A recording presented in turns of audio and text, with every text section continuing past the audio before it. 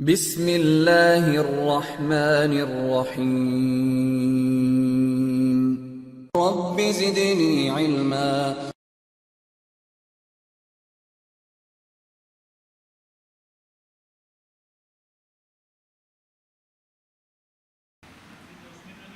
جی یہاں یہ سوال ایک ہے اہم کہ میت کے جنازے میں جو لوگ شریک ہوتے ہیں ان کی دو قسمیں ہوتی ہیں۔ ایک تو وہ لوگ ہوتے ہیں جو میت کے گھر سے لے کر تدفین تک میت کے ساتھ رہتے ہیں، تو ان کے بارے میں حدیث میں آیا ہے کہ ان کو 2 قیراط ثواب ملتا ہے۔ اب ظاہر سی بات ہے کہ جو میت کے پیچھے گیا، ساتھ میں گیا، نماز جنازہ پڑھی، پھر گیا تدفین میں شریک رہا، تدفین کے بعد جو ہے دعائیں کی اور اس کے بعد آیا، اس کو 2 قیراط ثواب ملے گا۔ اس کو جو بھی نہیں کرے گا، اب وہ چاہے پیچھے نہ جائے، گاڑی سے پہلے چلا گیا، نماز جنازہ پڑھی اور جو ہے کیا نام ہے تدفین میں شریک رہا، تو جو بھی اس میں کمی کرے گا تو حدیث کا ظاہر یہی ہے کہ اس کو 2 قیراط ثواب نہیں ملے گا، اس کو 1 قیراط ثواب ملے گا۔ تو 2 قیراط اگر آپ کو ثواب چاہیے تو میت کی اتباع یعنی اس کے پیچھے چلنے سے لے کر کے دعا کرنے تک آپ اس کے ساتھ رہیے، آپ کو 2 قیراط ثواب ملے گا۔ قیراط کے بارے میں نبی صلی اللہ علیہ وسلم سے پوچھا گیا کہ قیراط کیا ہے، تو اللہ کے نبی علیہ السلام نے کہا کہ احد پہاڑ کے برابر جو ہے 1 قیراط ہے، اور 2 قیراط مطلب 2 احد پہاڑ کے برابر، اتنا بڑا پہاڑ مدینہ کا احد پہاڑ ہے، اتنے برابر آپ کو ثواب ملتا ہے۔ تو اس لیے زیادہ افضل بہتر یہی ہے کہ اگر حقیقت میں آپ کو کوئی مجبوری اور کوئی مشغولیت ایسی کوئی حاجت نہیں ہے تو کوشش کریں کہ آپ میت کے جو ہے کیا نام ہے ساتھ جائیں۔ لیکن اگر آپ نہیں جا سکتے ہیں، کم سے کم اگر آپ جنازے میں ہی شریک ہو جاتے ہیں نماز میں، تو آپ کو ثواب تو ملے گا ہی، ظاہر سی بات ہے، کم سے کم 1 قیراط آپ کو ملے گا۔ واللہ تعالی عالم۔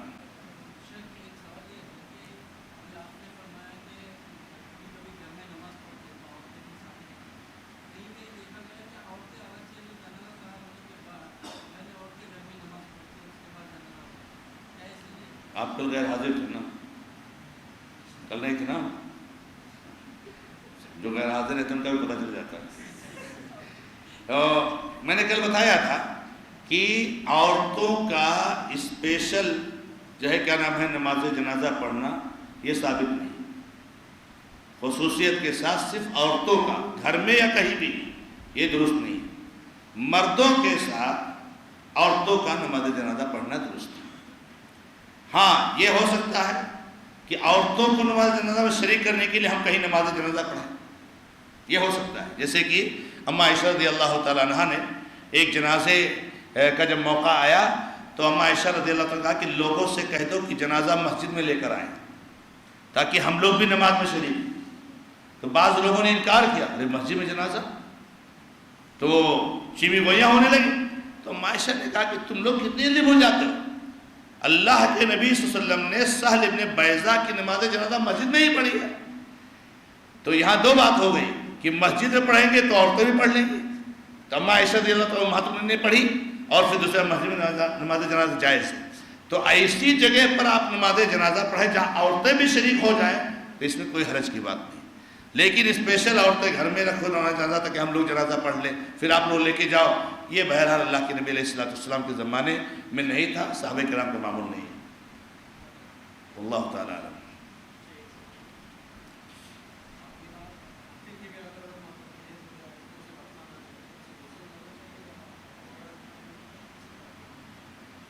آپ بھی غیر حاضر تھے۔ غسل میں بات آئی، کافر کو غسل نہیں دیا جائے گا، کافر کو غسل نہیں دیا جائے گا، اس کو اور نہ کفن دیا جائے گا، اس کو اس کے کپڑے میں جو جس میں مرا ہے اس میں لے آ کر کے اس کو دفنا دیا جائے گا۔ تو کافر کے لیے نہ غسل ہے نہ کفن ہے، البتہ اس کو دفن کیا جائے گا، اور نماز جنازہ تو خیر ہے ہی نہیں۔ السلام علیکم۔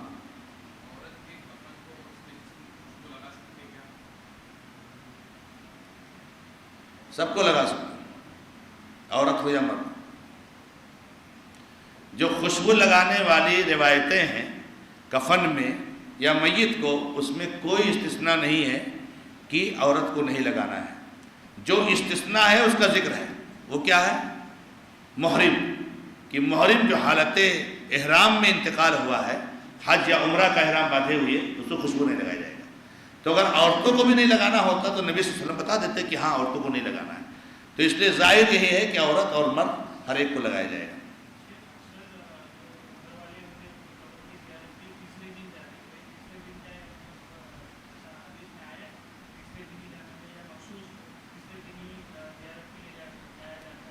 قبر کی زیارت کے لیے نہ کوئی دن متعین ہے، نہ کوئی وقت متعین ہے، نہ کوئی مہینہ متعین ہے، جب آپ کو موقع ملے تب آپ زیارت کے لیے جائیے۔ اگر اس کے لیے کوئی آپ وقت متعین کرتے ہیں، تیسرے دن یا جمعہ کے دن یا عید کے دن، یہ بدعت ہے۔ یہ کیا ہے؟ بدعت ہے۔ ہاں آپ اپنے عمل کے اعتبار سے، اپنی مشغولیت کے اعتبار سے اگر کوئی دن متعین ہو جائے تو کوئی حرج۔ مثال کے طور پر آپ جاب کرتے ہیں سرکاری، آپ کو چھٹی صرف سنڈے کو ملتی ہے۔ کب ملتی ہے؟ تو آپ صرف سنڈے کو ہی، جب بھی زیارت کے لیے جاتے ہیں سنڈے کو جاتے ہیں۔ تو سنڈے کو کیوں جاتے ہیں آپ؟ اس لیے نہیں جاتے ہیں کہ سنڈے کو ہی زیارت کرنی چاہیے، اس لیے کہ آپ کو چھٹی نہیں ملتی۔ تو اگر اس کے حساب سے کوئی ترتیب بن جاتی ہے آپ کی تو حرج نہیں ہے اس میں، لیکن زیارت کے لیے کوئی آپ سنڈے کے علاوہ بھی زیارت کے لیے جا سکتے ہیں، لیکن آپ سنڈے کو ہی جا رہے ہو تو غلط ہے۔ تو زیارت کے لیے کوئی وقت اور دن متعین کرنا یہ درست نہیں ہے۔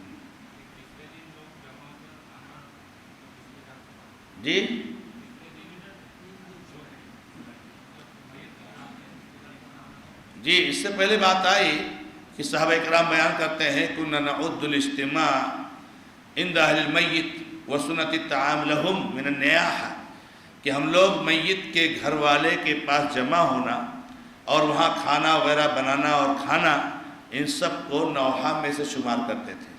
اور نوحہ گناہ کبیرہ ہے، حرام ہے، اس لیے نوحہ کی ایک شکل ہے۔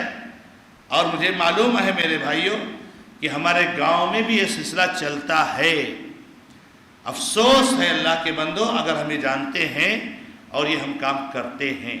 اس لیے قطعی طور سے اچھے لوگ تیسرے دن جاتے کہ تیسرا دن ہے چلو ملائیں، تیسرے دن خاص طور سے نہ جواب ملنے کی، آپ نے ابھی نہیں بھی ملاقات کی، اجازت نہیں کی تو تیسرے دن آپ مت جائیے۔ کھانا وانا بنانا یہ سب چیزیں درست ہیں، غلط ہے، ان کو چھوڑ دینا چاہیے، اس میں ہمارا بہت بڑا نقصان ہے۔ واللہ تعالیٰ عنہ۔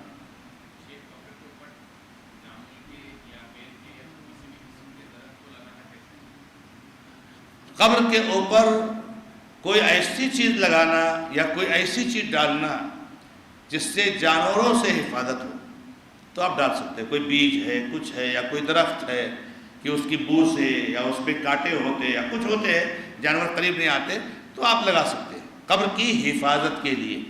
لیکن اس سے ہٹ کر کوئی چیز، شکر ڈالنا، پھول ڈالنا اور ساری چیزیں، ابھی تو آپ نے دیکھا ہوگا، ابھی جلدی سوشل میڈیا پر ایک فوٹو وائرل ہوا ہے کہ قبر پر پورا فروٹ سجایا گیا ہوا ہے، یعنی اس پہ الگ الگ کھانے بنائے ہوتے، اس میں ایپل ہے، اس میں بنانا ہے، تو اس میں وہ ہے، پورا قبر پر فروٹ سجایا ہوا ہے۔ یعنی افسوس ہے کہ مسلمان کے علاوہ کے لوگوں کو اللہ نے کہا ہے کہ یہ سفہا ہیں، بیوقوف ہیں۔ کون لوگ؟ غیر مسلم۔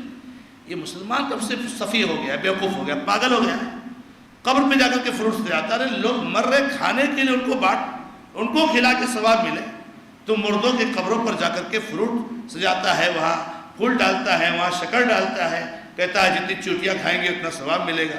ارے تو کیا قبر پہ آ کے چوٹیاں کھائیں گے تبھی ثواب ملے گا؟ لوگ انسانوں کو کھلاؤ گے تو ثواب نہیں ملے گا۔ انسانوں کو کھلاؤ آپ کے ابا کے ثواب پہنچانے کے لیے تو ثواب تو پہنچے گا ہی۔ تو یہ سب چیزیں غلط ہیں میرے بھائی۔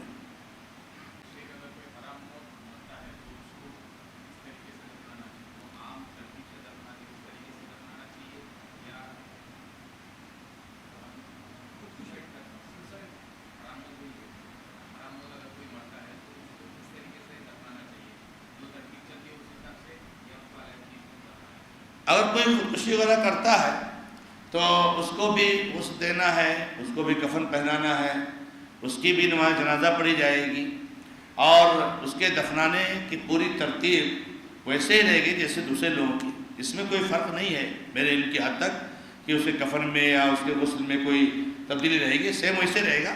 صرف نماز جنازہ میں تھوڑی سی اتنی تبدیلی ہے کہ گاؤں کے جو معزز شخصیات ہیں، جو با اثر لوگ ہیں، وہ ایسے فاسق اور فاجر لوگوں کے جنازے میں شرکت نہ کریں، تاکہ معاشرے میں خوف پیدا ہو کہ اگر ہم ایسا کام کریں گے تو ہماری جنازہ بھی فلاں صاحب نہیں پڑھیں گے، دیکھو اتنے فلاں صاحب نے نہیں پڑھے، تو یہ ہو سکتا ہے کچھ لوگ نماز جنازہ نہ پڑھیں، لیکن نماز جنازہ پڑھی جائے گی اور کوئی تفریق نہیں ہے، واللہ تعالیٰ۔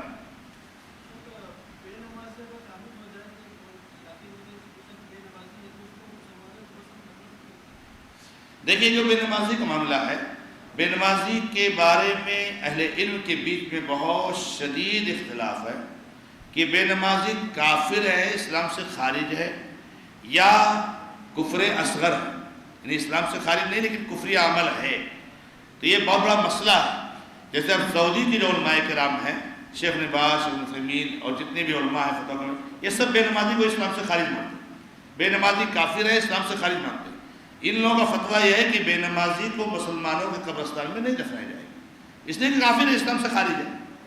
تو اگر کوئی ان کے فتوے سے مطمئن ہے، ان کے دلائل سے مطمئن ہے اور بے نمازی کو کافر مان رہا ہے، کفر اصغر جو اسلام سے خارج کر دیتا ہے، تو ظاہر سی بات ہے وہ یہ کہہ سکتا ہے کہ وہ اس کو مسلمانوں کے قبرستان میں دفنایا نہیں جائے گا۔ لیکن میں یہ چیز نہیں کہہ سکتا ہوں، اس لیے کہ بے نمازی کو اسلام سے خارج ماننا یہ تھوڑا بہت بڑی جرات ہوگی میرے لیے، اور کچھ حدیثیں ایسی ہیں جس کی وجہ سے جو ہے کیا نام ہے اس کو صراحت کے ساتھ کہنا یہ بہت مشکل ہے۔ یہ وعید کی حدیثیں ان کو سنائی جائیں کہ نماز چھوڑنا کفر ہے، اللہ کے نبی نے فرمایا، لیکن حقیقت میں اس کو اسلام سے خارج مان لینا بہت بڑا مسئلہ ہے۔ اور دوسری بات یہ ہے کہ اسلام سے خارج ماننا اسی وقت ہوگا جب اس پر حجت قائم ہو جائے، اس کو معلوم ہو کہ نماز فرض ہے۔ ہمارے یہاں تو لوگوں کو معلوم ہی نہیں کہ نماز کی کیا اہمیت ہے، پڑھ لیے تو پڑھ لیے، تو اس لیے کافر ماننا اپنے معاشرے اور ماحول میں بے نمازی کو، اور یہ کافر مان کر کے اس کو قبرستان میں نہ دفنانا، یہ درست نہیں ہے۔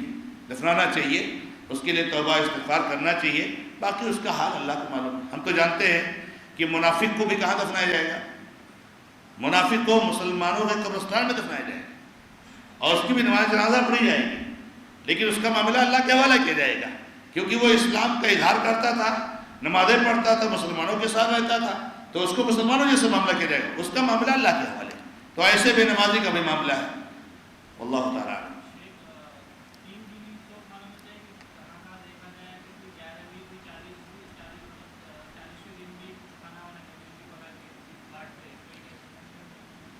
سوگ منانا کسی بھی میت پر صرف 3 دن جائز ہے، اور 3 دن یہ سوگ منانا فرض نہیں ہے، فرض نہیں ہے، یعنی اس کا مطلب نہیں کہ 3 دن آپ لازمی طور سے کام بند کر دو، آپ گھر میں بیٹھے رہو، نہیں۔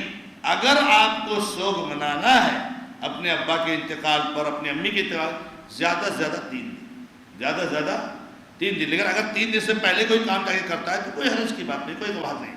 3 دن سے زیادہ سوگ منانا یہ حرام ہے، سوائے شوہر کے انتقال پر کہ بیوی کو 4 مہینہ 10 دن سوگ منانا ہے، اور یہ 4 مہینہ 10 دن سوگ منانا فرض ہے، یہ بیوی کے اوپر فرض ہے 4 مہینہ 10 دن سوگ منانا۔ ہمارے اوپر جو سوگ منانا 3 دن ہے یہ فرض نہیں ہے، جائز ہے، بیوی پر فرض ہے، تو 3 دن سے زیادہ سوگ منانا جائز نہیں ہے، جیسے 11 دن یا 40واں، یہ ساری چیزیں جو کرتے ہیں یہ سب خرافات میں سے۔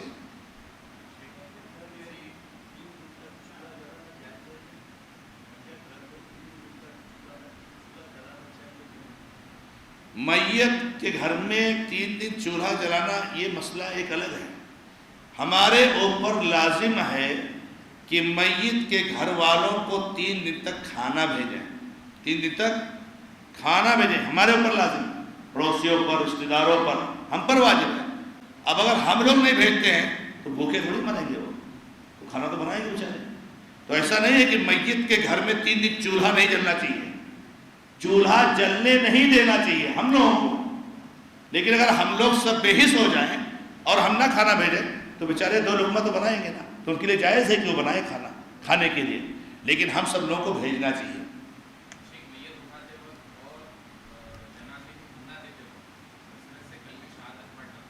بدعت جائز نہیں، کوئی بھی ذکر جائز نہیں جی، صرف اٹھاتے وقت آپ بسم اللہ کیجئے، اٹھائیے۔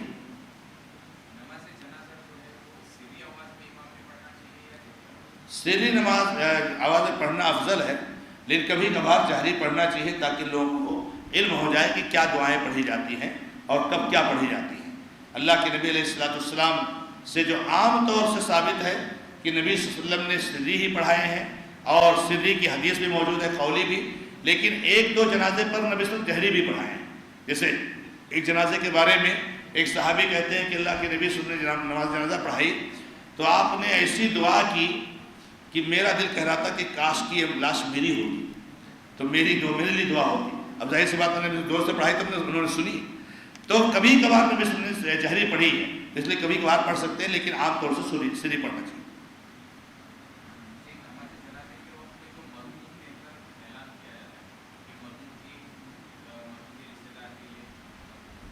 جی، کسی بھی مرے ہوئے شخص کے لیے مرحوم کا لفظ نہیں استعمال کرنا چاہیے یا مغفور کا لفظ نہیں استعمال کرنا چاہیے، کیونکہ مرحوم کا معنی ہوتا ہے رحم کیا گیا، تو گویا کہ ہم یہ کہہ رہے ہیں کہ ان پر رحم کیا گیا، حالانکہ ہم کو نہیں معلوم اللہ نے رحم کیا یا نہیں کیا۔ ہم رحم کرنے کی دعا کر سکتے ہیں، ہم دعا کر سکتے ہیں، لیکن رحم کیا گیا فیصلہ نہیں بتا سکتے، خبر نہیں دے سکتے ہیں، تو رحم اللہ کہنا چاہیے۔ تو اس لیے مرحوم کہنے سے بچنا چاہیے، اس لیے کہ اس کا معنی غلط ہوتا ہے، جو کہ ہمارے لیے جائز نہیں، درست نہیں۔ جی، کوئی بھی باہر کا شخص میت کے گھر پہ کھانا نہیں کھا سکتا ہے، میت کے گھر پہ کھانا کھانا حرام ہے۔ آپ بھیجے کیوں تھے جب آپ کو جا کے کھانا تھا؟ جب آپ کو ہی جا کے کھانا تھا تو بھیجے کس لیے تھے کھانا؟ اپنے گھر پہ ہی کھا لیتے۔ ہم کھانا بھیجے اور جا کے وہی کھا رہے ہیں، نہیں جائز ہے میرے بھائی، یہ جائز نہیں ہے، اعلان کرنا جائز نہیں ہے کہ میت کے گھر پر لوگوں کے کھانے کا انتظام کیا گیا ہے، جائز نہیں اعلان، اور نہ میت کے گھر پر کھانے کا انتظام کرنا جائز ہے۔ اگر کسی کو ہمدردی ہے میت کے ساتھ تو آپ نے گھر پہ لوگوں کا انتظام کیجئے، کہیے کہ بھائی فلاں کے گھر پہ انتظام ہے، اچھی بات ہے۔ میت کے گھر پہ یہ عید کا ماحول ہو جاتا ہے، شادی کا ماحول ہو جاتا ہے، لوگ وہاں خوشیاں منا رہے ہیں، لوگوں کو دعوتیں دی جاتی ہے، سبحان اللہ۔ ایک مرتبہ مجھے ایک صاحب نے دعوت دے دی اور مجھے کس نے دعوت دی، سبحان اللہ، یعنی کیا کہوں میں، مجھے اچھا نہیں لگتا ہے۔ دعوت دینے والا عالم، ہمارے معاشرہ میں ایک آدمی کا انتقال ہو گیا، تیسرا دن تھا، بولے شیخ آپ کی دعوت ہے، آج تیسرا دن ہے، تو ان کے گھر والوں نے کہا، میں نے کہا اللہ کے بندے، ارے آپ کیا کر رہے ہیں، ارے آپ کو روکنا چاہیے اور آپ کی دعوت دے رہے ہیں۔ یعنی عالم اس طرح سے اگر وہ ہو جائے، مطلب حق سے سنت سے دور ہو جائے، بہت افسوس کی بات ہے میرے بھائی، بہت افسوس کی بات ہے۔ تیسرا دن ایسے ہی گزر جائے کہ پتہ نہ چلے کہ کون سا دن ہے، اس لیے یہ سب چیزیں غلط ہیں میرے بھائی۔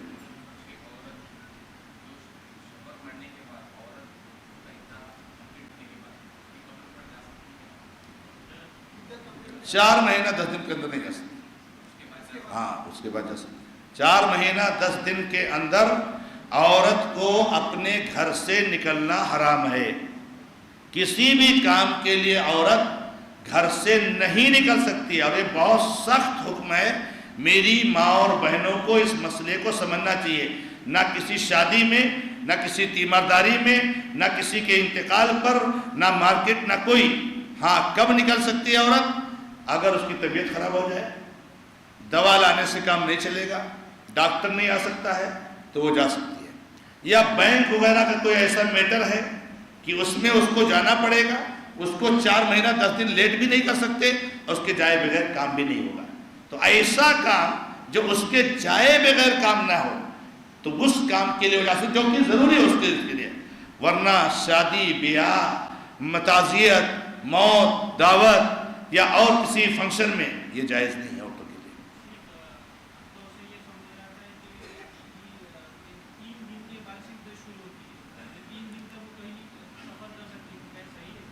میت کا جب انتقال ہوتا ہے وہاں سے عدت شروع ہو جائے۔ میت کا جب انتقال ہوا، جس وقت انتقال ہوا، خبر ملی نہیں ملی اس سے مطلب نہیں، میت کا جس وقت انتقال ہوا وہاں سے عدت شروع ہو جاتی ہے۔ مان لیجیے کسی کے شوہر کا انتقال ہو گیا کل جو ہے شام کو 5 بجے، اور بیوی کو معلوم ہوا آج صبح 10 بجے، تو شام کو 5 بجے جو انتقال ہوا وہاں سے عدت شروع ہوئی۔ اب اس بیچ میں انہوں نے اگر باہر نکلے ہیں تو چونکہ ان کو معلوم نہیں تھا تو بھول چک معاف ہے، لیکن اب جب پتہ چلا فوراً رکنا ہے، 3 دن کے بعد ہے ایسا کچھ نہیں میرے بھائی. جی کیا بول رہے ہیں؟ کیا کرنا؟ نماز جنازہ میں پہلی تکبیر میں تو رفع یدین کرنا ہے. پہلی جو تکبیر تکبیر تحریمہ جس کو بولتے ہیں رفع یدین کرنا ہے. رہی دوسری تیسری چوتھی تکبیر اس میں اللہ کے نبی صلی اللہ علیہ وسلم سے رفع یدین کرنا ثابت نہیں ہے. لیکن عبداللہ بن عمر رضی اللہ تعالیٰ عنہما اور دیگر صحابہ سے رفع یدین ثابت ہے. اسی لیے علماء نے لکھا ہے کہ اگر کوئی رفع یدین کرے تو کوئی حرج کی بات نہیں ہے, گنجائش ہے, جائز ہے, لیکن نہ کرے تو بہتر ہے.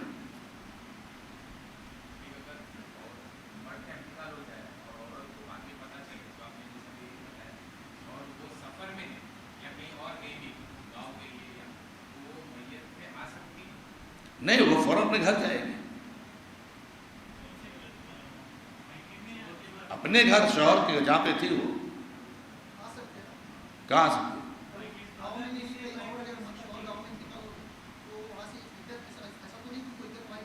نہیں, عدت تو گھر میں منانا ہے بھائی. اب بیوی کو شوہر کے انتقال کے بعد عدت شوہر کے گھر میں جاؤ رہتی تھی وہاں منانا ہے. اور کہیں باہر گئی ہوئی ہے اور خبر ملا تو فوراً آنا ہے اس کو, وہاں نہیں رکنا ہے میرے بھائی. اس کو فوراً اپنے گھر میں آنا ہے. عدت گھر کے اندر ہوگی.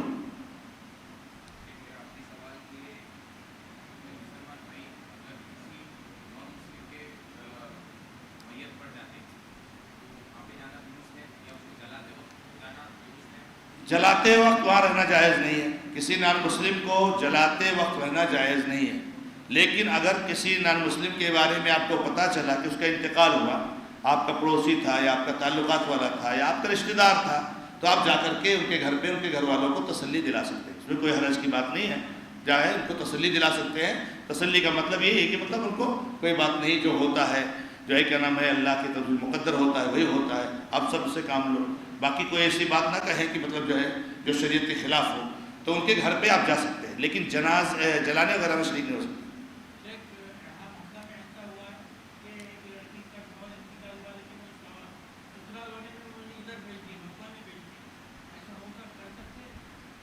نہیں ہونا چاہیے. شوہر کے گھر میں عدت گزارنی چاہیے اور اس کے بعد پھر جو ہے کیا نام ہے اس کو آنے دینا چاہیے, یا جہاں وہ جہاں چاہے جائے. عدت گزارنے کے بعد ہی.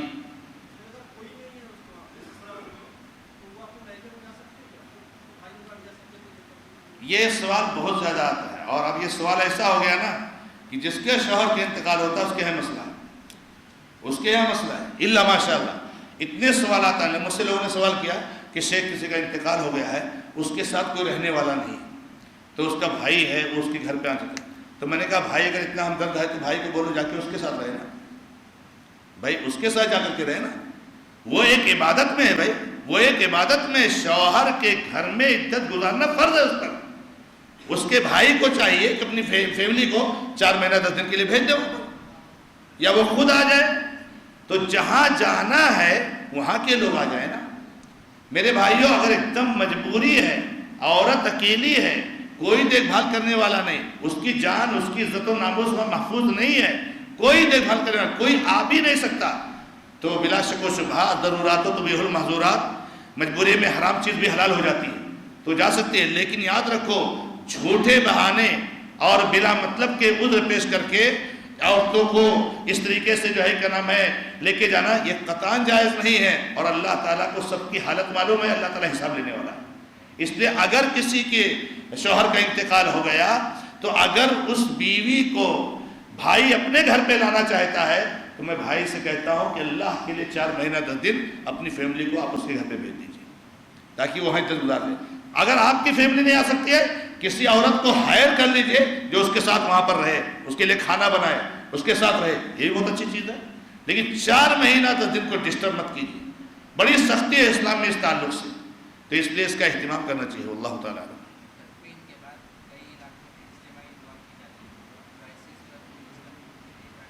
اجتماعی دعا بدعت ہے. تدفین کے بعد اجتماعی دعا کرنا بدعت ہے. اگر کہیں آپ کسی گاؤں میں گئے ہوئے ہیں اور وہاں اجتماعی دعا ہوتی ہے, ان کو کرنے دیجیے, اپنے طور سے دعا کر کے نکل آئیے. ممکن ہے تو سمجھا دیجیے.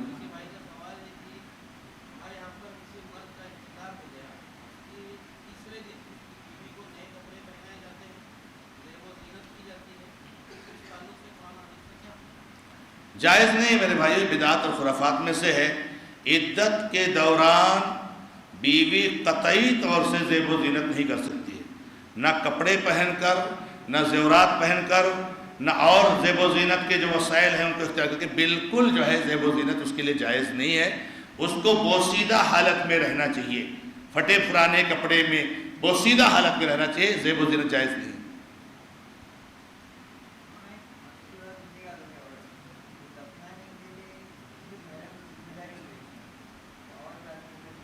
عورت کو دفنانے کے لیے محرم مردوں کو قبر میں اترنا چاہیے۔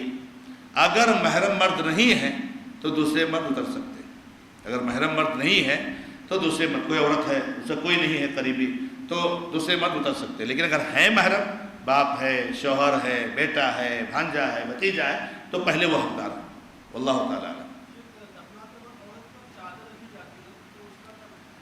جی، عورت کو جب آپ قبر میں اتاریں تو بہتر ہے کہ قبر کے اوپر ایک چادر گھیر لیں، یہ اس کے پردہ پوشی کے حساب سے ہے، اس میں کوئی حرج کی بات نہیں ہے۔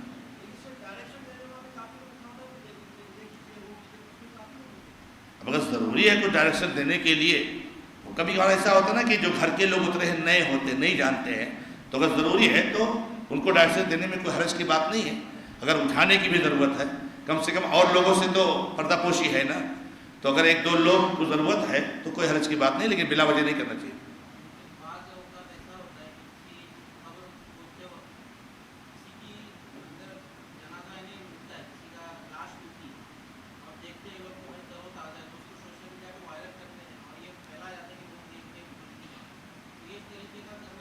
نہیں، یہ سب جائز نہیں ہے۔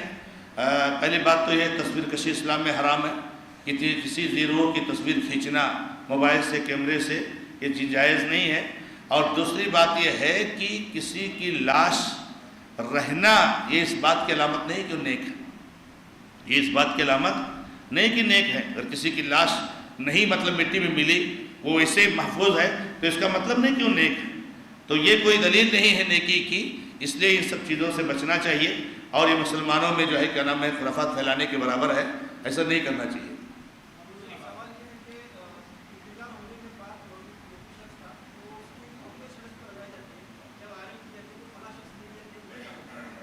یہ سب چیزیں جائز نہیں میرے بھائیوں۔ میت کو انتقال کے بعد بہت زیادہ جو ہے کیا نام ہے اس کو کرنا اور اسٹیٹس پہ لگانا، اس کی تصویریں لگانا، یہ ساری چیزیں درست نہیں میرے بھائی۔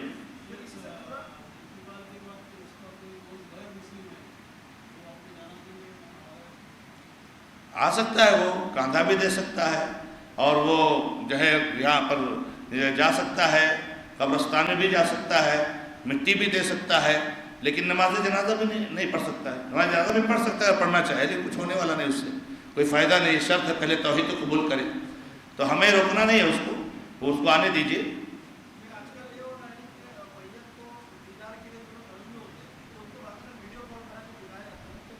میں نے بتایا کل، یہ سب چیزیں حرام ہیں۔ ویڈیوگرافی کر کے گلف والوں کو دیدار کرانا، یہ سب چیزیں درست نہیں ہیں میرے بھائیوں۔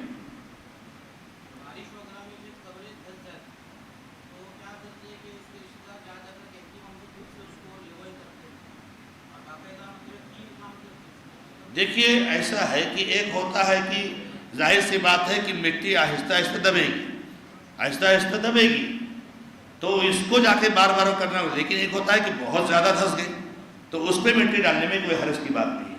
معمولی جو نارمل آہستہ آہستہ مٹی دبتی ہے تو ہاتھ قبر کی دبتی ہے، کچھ سالوں کے بعد جائیں گے تو قبر پتہ ہی نہیں چلے گی یہاں قبر تھی، تو وہ ایک الگ چیز ہے۔ لیکن بہت زیادہ اگر دھس گئی ہے تو وہاں مٹی ڈالتے ہیں تو کوئی حرج کی بات نہیں۔ اللہ تعالیٰ علیہ۔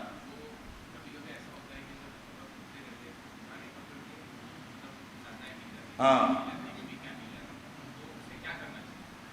اگر قبر میں قبر کھودتے وقت کچھ ہڈیاں مل جائیں تو اس کو ایک کونے میں دبا دینے کا، یعنی قبر کھودنے کے بعد پہلے ہڈیاں نکال دیجئے، جب وہ قبر کھود لیجئے تو جیسے میت کو دفن کریں گے ایک سائیڈ میں وہ ہڈیاں کو دبا دیجئے، اسی قبر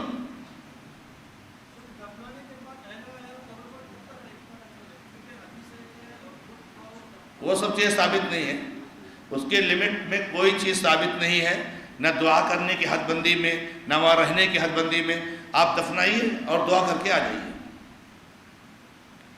حدیثوں سے تو ظاہر یہی ہوتا ہے کہ جب ہم میت کو دفن کر دیتے ہیں، واپس آتے ہیں، 40 قدم آتے ہیں تو منکر نکیر آ جاتے ہیں۔ اس کا مطلب وہاں پہ بیٹھے نہیں رہنا چاہیے، لوگوں کو دفن کر کے دعا کر کے نکل آنا چاہیے۔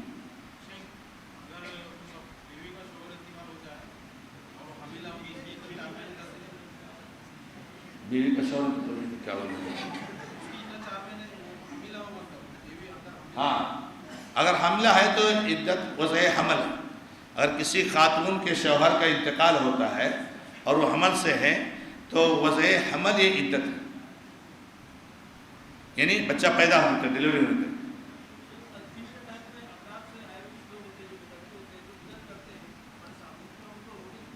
بالکل روکنا ہے، لازم ہے، ہم کو روکنا فرض ہے۔ من رأى منکم منکرا فلیغیرہ بیدہ، ارے کم سے تمہارے گاؤں میں ہم نہیں روک سکتے، ہمارے گاؤں میں تو روکیں گے نا، وہاں ہم کچھ نہیں کرنے، بھلے ان کے رشتہ دار رہے، بھلے ان کا کوئی بیٹا رہا ہو، قطعی طور سے کوئی بدعت نہیں انجام دینی چاہیے۔ اور قطعی طور سے، اور اللہ کے لیے کہتا ہوں کہ ایسے لوگوں کو نماز کے امامت کے لیے مت بڑھاؤ جو اہل بدعت ہیں، جو اہل بدعت ہیں، اللہ کے لیے، بھلے اس کا بیٹا ہو، اہل توحید کو امامت کے لیے بڑھایا کرو۔ یہ بہت افسوس کی بات ہے کہ جو ہے کیا نام ہے، اچھے خاصے ماشاءاللہ موحدین ہیں اور کسی بدعتی کو جو ہے امام بنا دیا جاتا ہے اور مذکوراً مجبوراً اس کے پیچھے نماز پڑھنی پڑتی ہے۔ تو جیسے میں نے بتایا امام کا حق ہے، امام کو دیجئے، نماز پڑھانے دیجئے، کسی بدعتی کو آگے نہ بڑھائیں۔ کسی کو بڑھا دیں گے اور اس کا الٹا سیدھا پڑھائیں گے، بات بولیں گے ارے بہت جلدی پڑھا دیں، نماز ہوئی کہ نہیں ہوئی، تو بڑھایا کس کو؟ تو بڑھائے کوئی سے ہو۔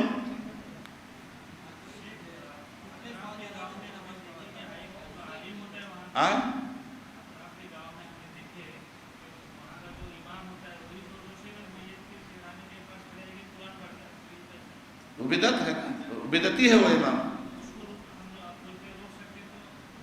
روک سکتے، اچھی بات ہے، ارے روکو نہ تو مطلب کہے تو لوگ کہ بھائی چیز سنت سے ثابت ہے، اس کی دلیل کیا ہے؟ حق کہاں؟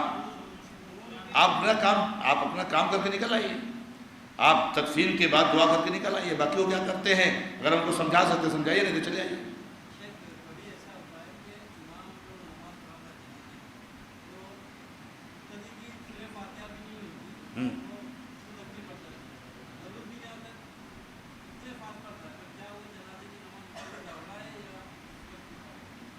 نہیں دہرانا کیوں ہے؟ اگر آپ میں نے تکبیر کہہ لیے تو اب جو ہے آپ سورہ فاتحہ پڑھ لیجئے، تب دوسری تکبیر کہیے، پھر درود شریف میں تب تیسری کہیے، بھلے اس نے سلام پھیر دیا، آپ اپنی نماز اطمینان سے پوری کر لیجیے، اس کے تکبیر کے ساتھ تکبیر مت کہیے۔ جی میں کس میں حج مت کیا جی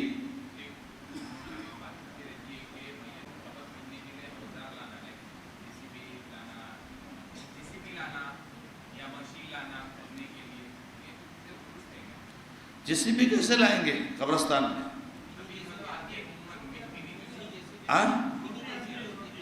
اگر ہے تو لا سکتے ہیں، کوئی ایسی چیز ہے، اگر ہمارے نوجوان تھک گئے ہیں تو لانا پڑے گا۔ ابھی تو آپ لوگ پر ڈیپینڈ ہے کہ آپ تھکے ہیں کہ نہیں، پھر کیوں لائیں گے؟ یہ تو فضول خرچی ہے بھائی، کہ ہمارے نوجوان ماشاءاللہ قبر کو کھودنے کے لیے تیار ہیں اور آپ مشین لا رہے ہیں۔ ہم لوگ سب مشین ہیں بھائی، تو اس لیے کوئی ضرورت نہیں ہے۔ نوجوان جب تھک جائیں گے تب دیکھا جائے گا۔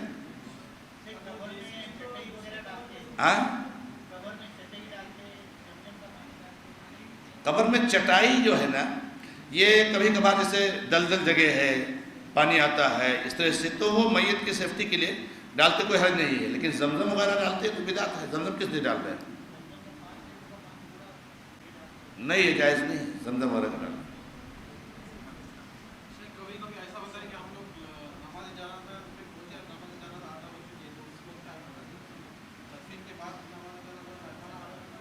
نہیں، اگر آپ آتے ہیں نماز جنازہ شروع ہے، امام 2 تکبیر کہہ چکا ہے تو آپ شامل ہو جائیے، آپ اللہ کو کہہ کے شامل ہو جائیے، اور آپ سورہ فاتحہ پڑھیے، سورہ اخلاص پڑھیے، پھر آپ اللہ اکبر کہیے، اور پھر درود شریف پڑھیے، اور پھر امام بھلے سلام پھیرتے ہیں، اپنی نماز پوری کر لیجیے۔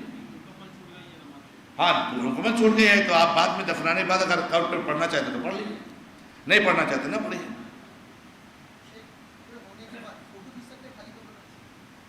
قبر کا فوٹو کھینچ سکتے ہیں، فوٹو میں عبرت نہیں ہے، فوٹو میں عبرت نہیں، فیملی کو لا قبرستان دکھائیے نا. ہاں جی ہاں تو پہلے کھینچے نا، تو کوئی مسئلہ نہیں، جو کھینچے ہو گئے. اب آگے فیملی کو لے آ کے دکھائیے قبرستان. فوٹو میں کیا عبرت رہے گی؟ فوٹو میں عبرت نہیں.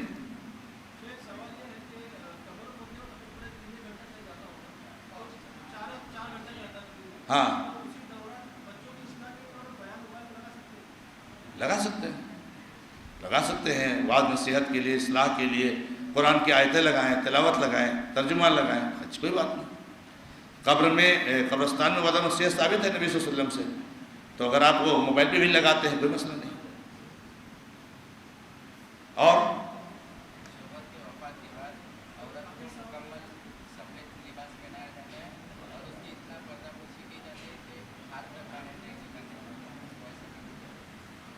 سوال کر رہے ہیں کہ شوہر کے وفات کے بعد عورت کو سفید لباس پہنایا جاتا ہے. شوہر کے انتقال کے بعد یہ سوچنا کہ عورت کو سفید لباس ہی پہننا چاہیے بدعت ہے، ایسا کچھ نہیں ہے. اور ہمارے بھائی کہہ رہے ہیں کہ ان کو بہت پردے میں رکھا جاتا ہے، تو یہ تو اچھی بات ہے، لیکن یہ انتقال سے پہلے بھی ہونا چاہیے. اور ایک عورت کو ہمیشہ باقاعدہ مکمل پردے میں ہونا چاہیے. ایسا نہیں کہ شوہر کے انتقال کے بعد پردے کی ضرورت ہے. پردے کی ضرورت عورت کو ہمیشہ ہے، ہمیشہ پردے کا اہتمام کریں.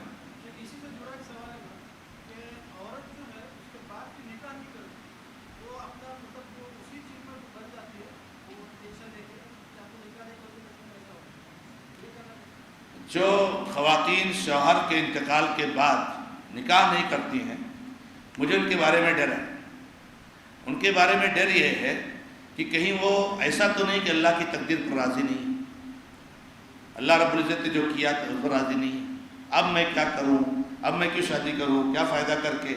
یہ تو بہت غلط الفاظ ہیں. تو شادی نہ کرنا شوہر کے انتقال کے بعد یہ خطرہ ہے کہ خاتون کو اللہ کی تقدیر پر رضامندی نہیں، کیونکہ اللہ نے کیا فرمایا، کوئی مصیبت آتی ہے تو کہتے ہیں انا للہ و انا الیہ راجعون.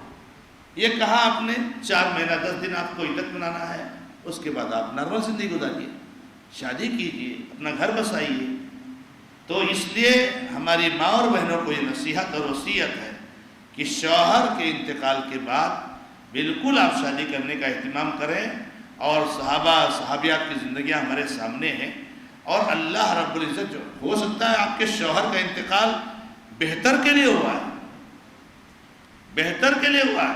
یہ شوہر آپ کے لیے اچھا نہیں تھا، اس کا انتقال ہو گیا، آپ جو دوسرا شوہر ملے گا اس سے بہت اچھا رہے گا.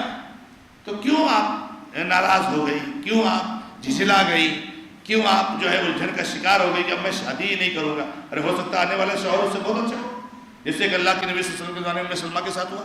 ام سلمہ کے شوہر ابو سلمہ بہت اچھے تھے، بہت اچھے تھے، لیکن ان کا انتقال ہو گیا. انہوں نے صبر کیا، اللہ تعالیٰ کی بتائی ہوئی دعا پڑھی، اللہ تعالیٰ نے ان کو اس سے اچھا شوہر عطا کر دیا، نبی صلی اللہ علیہ وسلم شوہر بن گئے.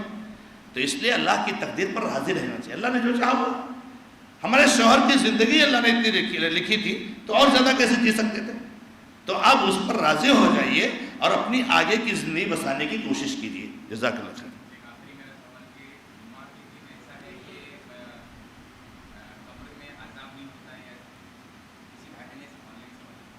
جمعہ کے دن قبر میں عذاب نہیں ہوتا ہے، ایسی کوئی روایت نہیں ہے.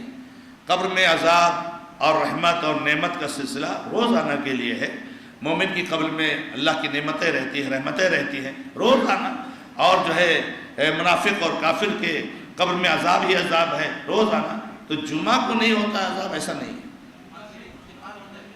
اچھا جمعہ کے دن انتقال ہو جائے، جمعہ کے دن انتقال ہو جائے یا جمعہ کی رات میں انتقال ہو جائے تو نبی صلی اللہ علیہ وسلم کی حدیث ہے بلا شک و شبہ کہ اللہ تعالیٰ اس کو عذاب قبر سے محفوظ رکھے گا. تو یہ بہت بڑی بشارت ہے اور بہت بڑی سعادت ہے کہ جمعہ کے دن یا جمعہ کی رات میں انتقال ہو جائے، اللہ تعالیٰ اس کو عذاب قبر سے محفوظ رکھیں گے. لیکن اس کے لیے بھی شرط ہے، اس کے لیے بھی کون سی شرط ہے؟ توحید. بات آ کے توحید پہ ہی لوٹ کے آتی ہے، بات توحید پہ ہی آ کے. آپ درگاہ پرست ہیں، چاہے جمعہ کو انتقال ہو، چاہے مسجد حرام میں انتقال ہو، چاہے خانہ کعبہ کے اندر انتقال ہو، مرے کی شرک کرنے والے کے لیے عذاب شروع. آپ کفری عقیدہ رکھتے ہیں، دیوبندی اور صوفی عقیدہ رکھتے ہیں، تو اللہ کے عذاب کا سلسلہ جاری رہتا ہے. توحید ہے تو اگر جمعہ کو انتقال ہوا تو انشاءاللہ آپ عذاب قبر سے محفوظ رہیں گے۔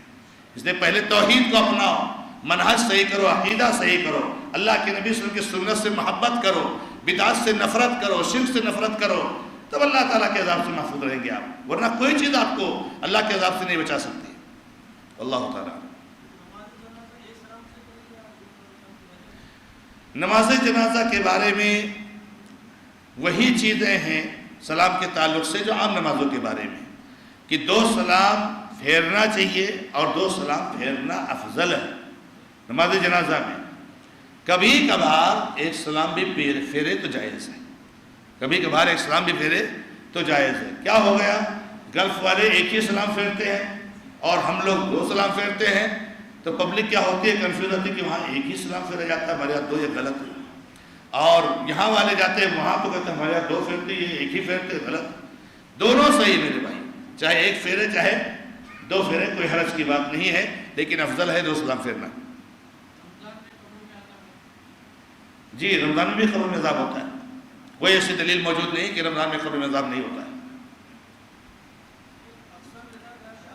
اور رمضان میں جس کا انتقال ہوتا ہے اس کو بھی قبر کا عذاب ہوتا ہے، اس کے لیے بھی کوئی دلیل موجود نہیں ہے، جیسے جمعہ والے کے لیے ہے، لیکن رمضان کے بارے میں کوئی دلیل نہیں۔ کچھ لوگ کہتے ہیں رمضان میں جو انتقال کرتا ہے اس کا حساب نہیں ہوتا ہے، بلکہ بعد میں لے جائے گا، تو اگر یہ حساب نہیں تو اور مصیبت ہے، یہ کوئی انعام تھوڑی، کہتے نہیں رمضان کا مہینہ ہے اس کی حرمت کے حساب سے اس کا حساب نہیں، ارے حساب نہ لیا جانا، سوال نہ کیا جائے تو اور مصیبت ہے، سوال ہو جائے تاکہ اس کی رحمت کا نعمت کا سلسلہ شروع ہو جائے۔ تو ایسا کچھ نہیں ہے کہ رمضان میں انتقال ہونے والے کا سوال نہیں ہوتا یا رمضان میں انتقال ہونے والے کو عذاب نہیں ہوتا، ایسا کچھ نہیں ہے، جمعہ کے بارے میں ہے، سوال بہت ہے۔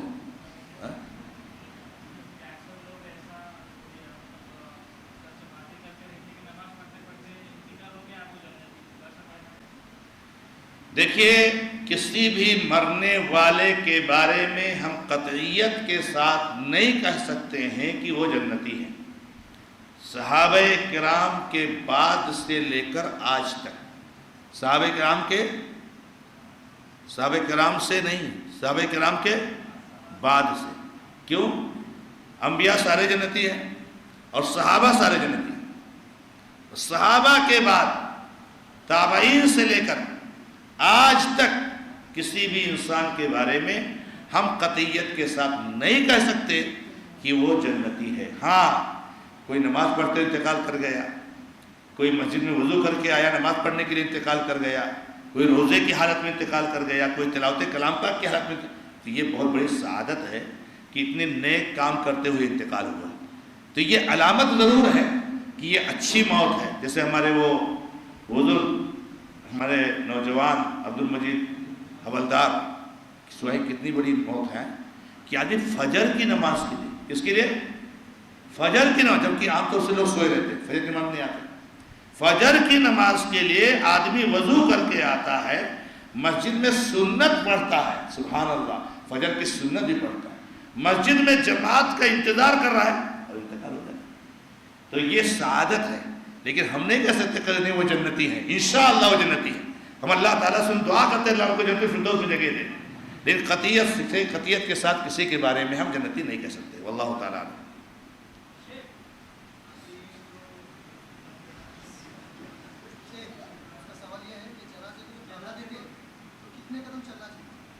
جی جنازے کو کندھا دینے کے بعد کتنے قدم چلنا چاہیے اس کی کوئی حد نہیں میرے بھائی، جتنا آپ کو موقع مل جائے، اس پر ڈیپینڈ کرتا ہے بھیڑ پر، زیادہ لوگ ہیں تو آپ کو کم ملے گا، کم لوگ ہیں تو زیادہ ملے گا۔ اب کبھی کبھار دیکھتے ہیں کوئی جنازہ رہتا ہے تو یہاں سے قبرستان تک پوری لائن لگ جاتی ہے، وہاں کچھ بھی نہیں چلنے کو ملتا ہے، بس ہاتھ لگاؤ دوسرا آ جاتا ہے، تو جیسا موقع ہو کوئی مسئلہ نہیں، انشاءاللہ آپ کی نیت پر اللہ تعالیٰ آپ کو ثواب دینے والا ہے۔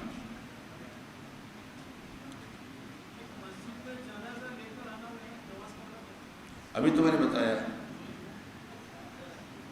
مسجد میں نماز جنازہ پڑھ سکتے ہیں اگر کوئی ایسی ضرورت ہے، خاص طور سے بارش ہے، یا جیسے میں نے کہا کہ عورتیں پڑھنا چاہتی ہیں تو کوئی حرج کی بات نہیں، پڑھنے میں پڑھ سکتے۔ نہیں ایسا کچھ نہیں، ایسا کچھ جیسا موقع ملے ویسا کندھا دیجیے، اس کی کوئی ترتیب نہیں ہے، اس کے بارے میں کوئی ترتیب نہیں میرے بھائی۔ جزاک اللہ خیر۔ ختم کریں. الحمدللہ جی ایکسٹرا خبر ہے.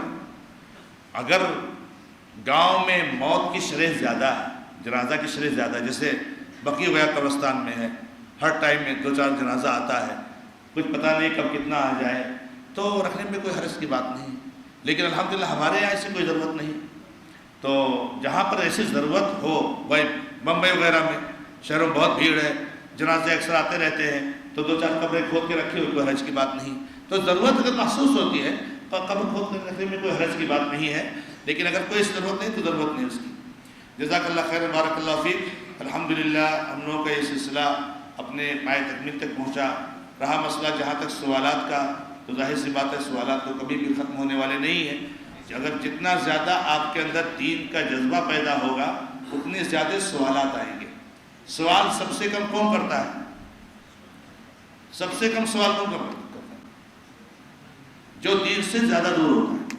جتنا دین سے دور ہوگا اتنا کم سوال کرے گا، جتنا دین سے قریب آئے گا اتنا سوال. جانتے ہیں سب سے زیادہ سوالات میرے پاس ہوتے ہیں، سب سے زیادہ سوالات میرے پاس. تو دین سے قریب آنے یہ علامت ہے کہ آپ سوال خوب کر رہے ہیں. تو اللہ تعالیٰ اس میں مزید اضافہ فرمائے، ہم لوگ کے دین کی حرص میں اللہ تعالیٰ اضافہ فرمائے.